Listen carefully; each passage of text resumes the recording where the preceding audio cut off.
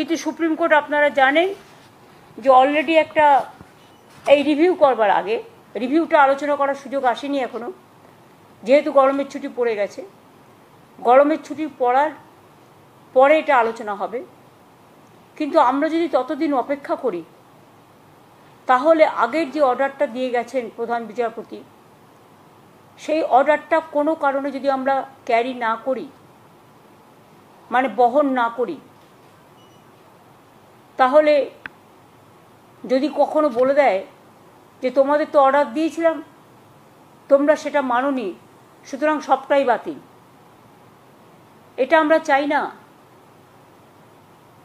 যে সুপ্রিম কোর্টের নির্দেশ অনুযায়ী আমরা আমাদের সবটাই রেডি করে রাখব। যদি রিভিউয়ে বলে আপনাদের পরীক্ষা দিতে হবে না, আপনাদেরটা অ্যাকসেপ্টেড করা হলো, লিস্ট বাতিল করা হলো না, তাহলে আমরা নিশ্চয়ই সুপ্রিম কোর্টের কথা শুনব, তখন এটা আসবে না। কিন্তু আমরা একটা হাতে টাইম নিয়ে করেছি এই কারণে যে যাতে রিভিউ পিটিশনও চলবে আর আমাদের প্রসেসটাও 31শে মের মধ্যে করতে বলেছে, নোটিফিকেশন করতে বলা হয়েছে। কিন্তু সুপ্রিম কোর্ট খুলবে সম্ভবত জুন মাসের 2nd বা 3rd উইকে, আমি এক্স্যাক্টলি ডেটটা জানি না। কিন্তু আমাদের টাইমটা বেঁধে দেওয়া হয়েছে, যেটা আগের জাজমেন্ট রিভিউ করবার আগে, সেটা কিন্তু 30th, এটা হচ্ছে 31 মে 2025 ইজ টু বি ফাইল্ড। ওনারা পরিষ্কার বলেছেন, since the panel has been cancelled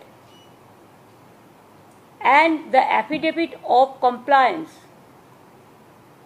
of issue of advertisement by 31st May 2025 is to be filed,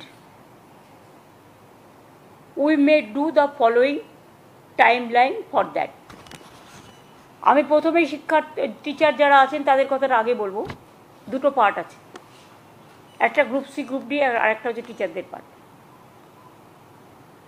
আমি পরিষ্কার বলবো যে দেখুন, এটা আমরা করতে বাধ্য হচ্ছি, আমাদের করার যে ইচ্ছে ছিল মন থেকে তা নয়। আমরা চাই চাকরি হারারা সকলে চাকরি ফিরে পাক, যেটা প্রথম দিন থেকে আমরা বলেছি আপনাদের সাথে আছি। এবার অনেকে ইন্ডিভিজুয়াল চলে গেছেন, তারাও গিয়ে কখনো কখনো কোর্ট থেকে অনেক নেগেটিভ রিপোর্ট চলে আসছে, কিন্তু আমরা সেটা করব না। সেটা করতেই পারে, এটা তাদের অধিকার, যে কোনো কেউ যেতে পারে। কিন্তু আমরা রাজ্য সরকারের পক্ষ থেকে যখন করি তখন পুরো রাজ্যটাকে নিয়ে করতে হয় এবং সবার স্বার্থটা আমাদের দেখতে হয়। তাই পরিষ্কার করে বলছি, ম্যাটারটা খুব সেন্সিটিভ। প্রেস মিডিয়াকে আমি অনুরোধ করব যে আপনারা দয়া করে কোনো কথা, আমার কোনো লাইন আমাদের ডিস্টর্ট করবেন না এবং নেগেটিভ এবং ন্যারেটিভ দেবেন না, কারণ আমরাও কিন্তু সবটা রেকর্ড করে রাখছি, কারণ সুপ্রিম কোর্ট এটা আমাদের পেশ করতে হতে পারে। সুপ্রিম কোর্টের যেহেতু অর্ডার আছে 31 মের মধ্যে করতে হবে, আমরা এতদিন ধরে অপেক্ষাই করছিলাম। অর্ডার তো বেরিয়েছে অনেক দিন আগে, প্রায় অ্যাবাউট 2 months হবে। 3rd এপ্রিল 17th এপ্রিল, তাহলে প্রায় অনেক দিন হয়ে গেছে। কিন্তু আমরা কোনো অ্যাকশান নিচ্ছিলাম না, আমরা ওয়েট করছিলাম যে এর মধ্যে হয়তো রিভিউ যেটা আমরা করেছি রাজ্য সরকারের থেকে সেটা হয়তো আলোচিত হবে এবং তার পরিপ্রেক্ষিতে যে আদেশ কোর্ট দেবেন তাতে হয়তো চাকরি প্রার্থীদের পক্ষেও হতে পারে। ফলে আমরা অপেক্ষা করছিলাম, কারণ আমরা বলেছি যে চাকরি প্রার্থীদের চাকরি আমরা খেতে চাই না। কিন্তু যেহেতু এখনো রিভিউটা হয়নি,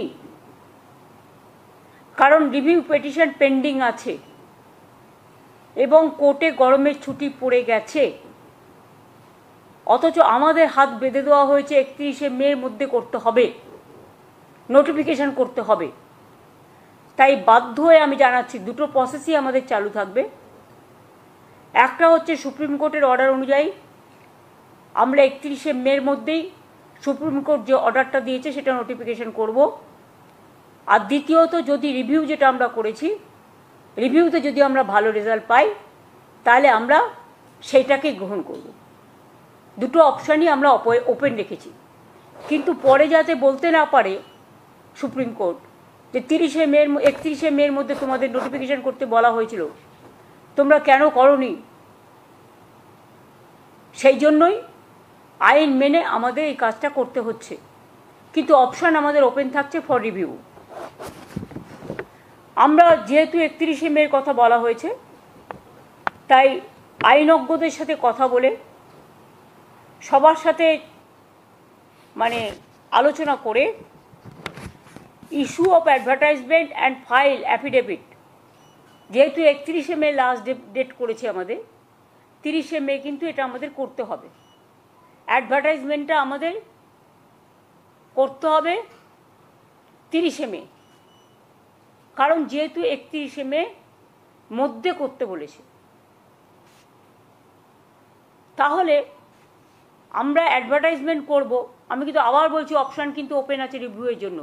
রিভিউয়ে যেটা বলবে আমরা সেটাই মানব। এখন যেহেতু হাতে কোনো উপায় নেই বলে আমরা এটা করছি, যেহেতু সময়, টাইম ইজ রানিং আউট। তাহলে issue of advertisement and file affidavit 30শে মের মধ্যে আমাদের করতে হচ্ছে, যতক্ষণ রিভিউ না হচ্ছে। কমেন্সমেন্ট অফ অনলাইন অ্যাপ্লিকেশন, এটা টাইম দেওয়া হয়েছে 16ই জুন পর্যন্ত। যারা অনলাইনে অ্যাপ্লিকেশন করতে পারবেন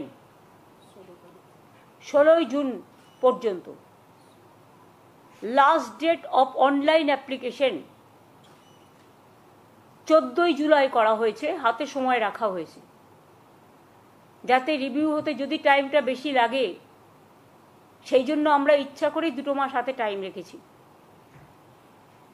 পাবলিকেশন অফ প্যানেল আমরা 15ই নভেম্বর করেছি, কারণ আমাদের ডিসেম্বরের মধ্যে করতে বলেছে। আর কাউন্সেলিং যেটা কমেন্সমেন্ট হবে সেটা 20শে নভেম্বর। আমরা চাইছি নভেম্বরের মধ্যেই, যদি রিভিউতে কিছু বিচার না হয় তাহলে আমরা নভেম্বরের মধ্যেই কাউন্সেলিং করে টোটালটা করে দেব। এখানে যা হয় সিস্টেম অনুযায়ী, যেহেতু কোর্ট বলে দিয়েছে, আমরা কিন্তু বলছি না, এটা কোর্টের order. Written test, scrutiny, challenge, result publication, interview etcetera shall be completed in the mean time. সব প্রসেসই আমরা করে নেব যদি রিভিউতে কিছু আমরা বিচার না পাই। অ্যাডভার্টাইজমেন্ট যেটা করা হবে, advertisement may be made for the 24,203 such posts which have been deemed to be vacant। 24,203 যেটা হাইকোর্টের অর্ডার অনুযায়ী ডিম টু বি ভ্যাকেন্ট হয়ে আছে। যদিও তারা কাজ করছেন, তারা কাজ করে যান, তারা ডিসেম্বর পর্যন্ত মাইনে তো কনফার্ম করেছেও সুপ্রিম কোর্ট, আমরা তো অ্যাপিল করেছিলাম। সুতরাং তারা বেশি চিন্তা না করে তারা তাদের কাজ করে যান, আর আমাদের কাজও আমরা করে যাব। অ্যাডিশনাল তাছাড়াও এই 24,203 জন টিচার যেটা ভ্যাকেন্ট আছে সেটা সব মিলিয়ে তাছাড়াও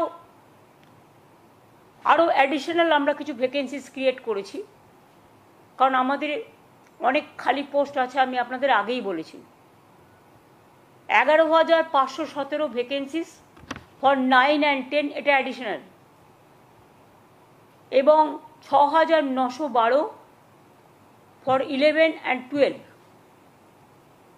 টিচারদের জন্য এক্সট্রা পোস্টও করা হচ্ছে।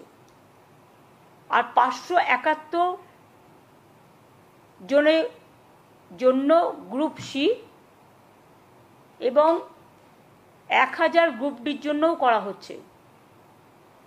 তাহলে total vacancies propose to B filled up 44,203। মোট ভ্যাকেন্সিস 44,203। ক্লাস 9-10 চাকরিহারাদের নিয়ে 23,212। ক্লাস 11-12 চাকরিহারাদের নিয়ে 12,514।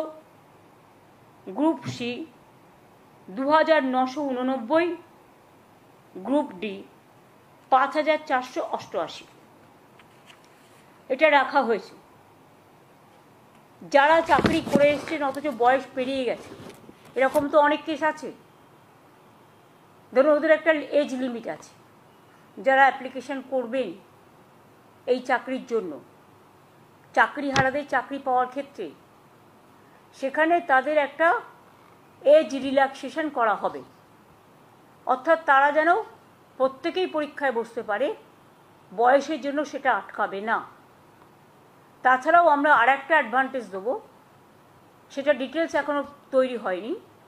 যারা কাজ করেছেন এতদিন তাদের একটা এক্সপিরিয়েন্স অ্যাডভান্টেজও আমরা দেব, যাতে তারা তাদের কর্মস্থানে থেকে যেতে পারে। আর গ্রুপ সি গ্রুপ ডিটা আমি আজকেই বলছি না, যেটা অ্যাডিশনাল পোস্টটা বলে দিলাম, কিন্তু যাদেরটা টাকা ফেরত দেওয়ার কথা বলা হয়েছে এবং যাদের বাতিল করা হয়েছে, তাছাড়াও অনেক টিচাররা আছে যারা বাতিল হয়ে গেছেন, যাদের বলা হয়েছে তোমরা এই পরীক্ষায় বসতে পারবে না, তারা অন্য ডিপার্টমেন্টে জয়েন করতেই পারে, কোর্ট সেটাও বলে দিয়েছে। সুতরাং আমরা এডুকেশন ডিপার্টমেন্টে যেমন আমাদের লোক প্রয়োজন, কারণ ঘন্টা বাজানোর লোকও নেই, রুম পরিষ্কার করার লোকও নেই, তালা বন্ধ করার লোকও নেই এই ঘটনার ফলে, সেই রকম যেমন আমরা অ্যাডিশনাল গ্রুপ সিডি নিচ্ছি, সাথে সাথে যারা এডুকেশন ডিপার্টমেন্টে কাজ করছেন অথচ তাদের সবারটা বাতিল হয়ে গেছে, ম্যাক্সিমামটা বাতিল হয়েছে, গ্রুপ সি গ্রুপ ডি সবটাই, হ্যাঁ, তাহলে ওরা এডুকেশন ডিপার্টমেন্টেও অ্যাপ্লাই করতে পারে। ওরা তাছাড়াও আমরা আরও 3-4টে ডিপার্টমেন্ট অপশান দেবো, কিন্তু সেটা আমরা আলাদা করে নোটিফাই করব, কারণ যেহেতু ওটার সাথে এটার সম্পর্ক নেই।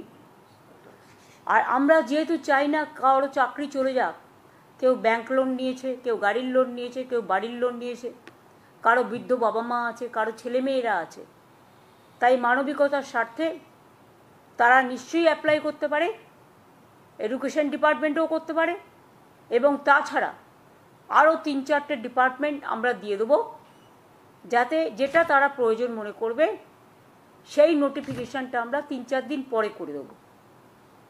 গ্রুপ সি গ্রুপ ডির ক্ষেত্রে আগে টিচারদের নোটিফিকেশানটা হবে 30শে মে, যেহেতু 31শে মে লাস্ট ডেট। আর গ্রুপ সি গ্রুপ ডি যেটা বাতিল করে দিয়েছে যে লিস্ট, তাদের জন্য আমরা অন্য ব্যবস্থা করব, অল্টারনেটিভ দেখব, রিভিউয়ে যদি কিছু হয় বেটার, না হলে আরও যত ডিপার্টমেন্ট আছে সুপ্রিম কোর্ট বলেছে যে আপনারা পোস্ট ক্রিয়েট করে তাদের নিতে পারেন। সুতরাং আমরা 3-4টে ডিপার্টমেন্টকে বেছে নেব, সেটা কথাবার্তা চলছে, আইনজীবীদের পরামর্শও নেওয়া হচ্ছে, এবং সেটা আমরা 31শে মে টিচারদেরটা করার পরে অ্যাফিডেভিট আমরা 3-4 দিন পরে গ্রুপ সি ডিটা আলাদা করে করব।